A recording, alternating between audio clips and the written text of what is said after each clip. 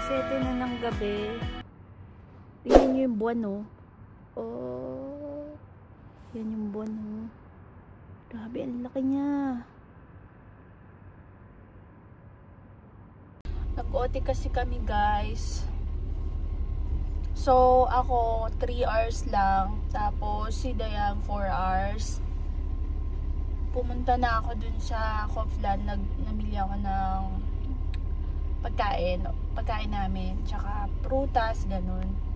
So, bukas Friday na. Pupunta na naman kami ng Prague. So, ang laki talaga ng buwan, guys. So, medyo madilim, maliwanag pa rin, pero paano na yung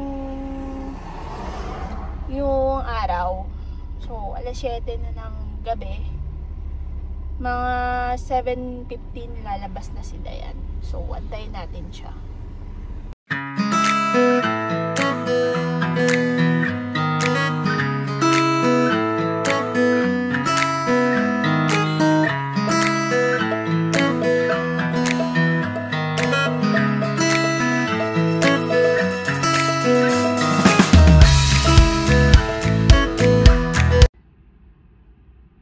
Yan na po siya, tumatakbo. Good morning, guys! Good morning, guys! So, papasok na naman kami. So, late na kami nakauwi kagabi kasi may pinuntahan kaming kainan. Birthdayhan. So, nakalibre na naman kami ng Hapunan. So, sa nagtatanong, meron na kaming ginawang video, pero tatanungin ay sasagutin pa rin namin kung anong trabaho namin dito. So, nasa electronics po kami. So, nagre-repair ng motherboard. So, yun talaga yung trabaho namin kahit sa Taiwan pa. Yes. So,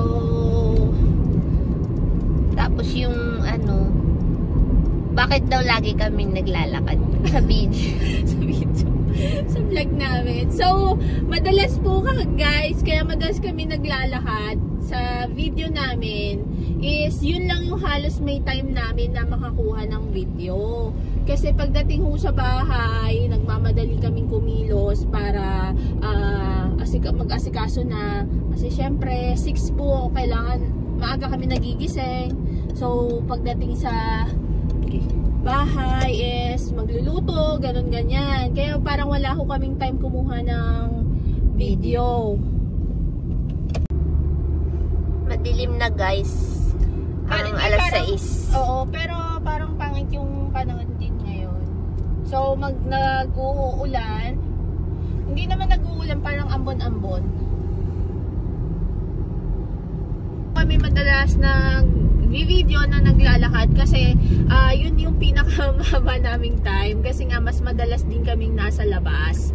Okay, nagdi-deliver, ganon. Tapos mamamalengke. Kaya yun po. So, sa mga nagtatanong naman kung may ginawa na naman kami video pero sasagutin pa rin namin. So, nanggaling ho kami sa Taiwan. Country po kami. So, diretso ho kami dito, Taiwan to Philippines. Anong Philippines? Ay, Taiwan. Sorry. Taiwan to Czech. So, diretso na ho kami dito. Nag-coast country po kami.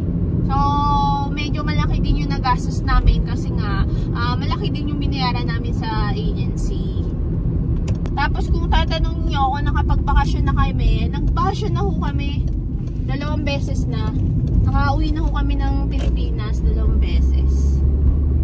So, 5 taon na ho kami dito sa Czech. Tapos sa sahod naman ho guys, ilang ulit po namin sinasabi na hindi ho namin masabi kung magkano talaga yung pinakasahod. Kasi nga ho, nag-iiba-iba po yung sahod dito. Depende sa company. Depende sa company, depende sa posisyon, depende sa gawa mo. So sa amin, 8 hours lang ho ang madalas na trabaho dito sa Czech. Madalas 8 hours lang ang trabaho. Dito na kami. Pasok na kami. Pasok na kami. Medyo late kami. Late na kami kasi late talaga kami gumising. Kumilos.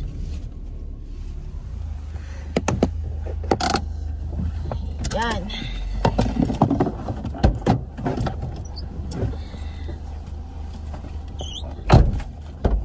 Six to 3 ang schedule namin. So, morning shift lang ho kami.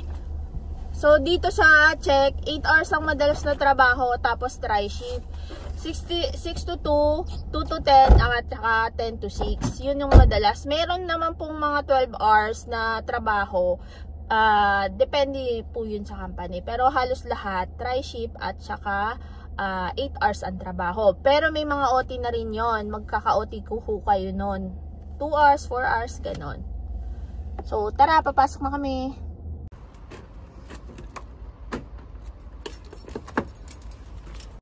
Pasok na tayo.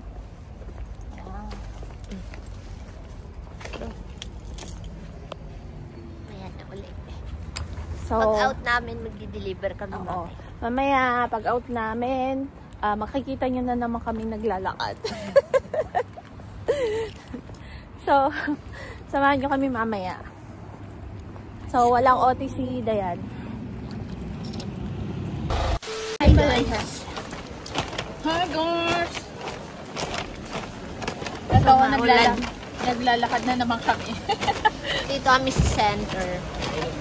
So, naghatid kami ng order. Kaya yan.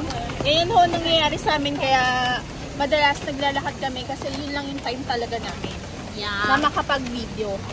So, hindi maganda yung panahon ngayon, maulan, pero maraming tao.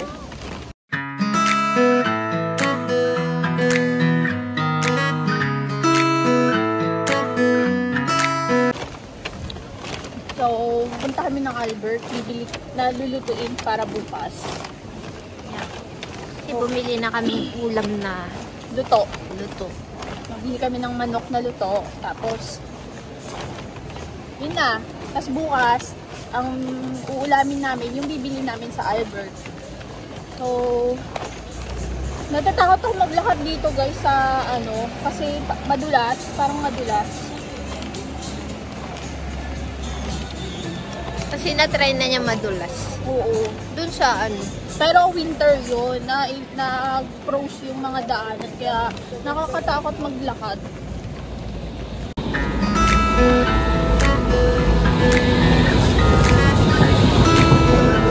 pa rin maglakad kahit maulan. Yes.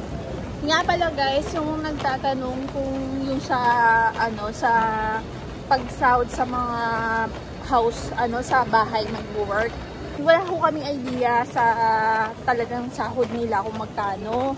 Kasi halos yung mga kakilala namin is mga factory. Pero may isa kaming kakilala pero lumipat lang din siya ng trabaho. Parang nag 1 year lang siya tapos naghanap siya ng factory na trabaho. So, hindi naman namin siya nakakausap. Kaya wala kami idea sa bahay mag-work. Pagtapos namin mamili, uwi. Yes! Kanina sobrang lakas talaga ng ulan. Pero guys, kadalasan dito is kahit medyo maulan, konti lang nagpapayong. Ngayon, medyo marami kasi ang lakas talaga.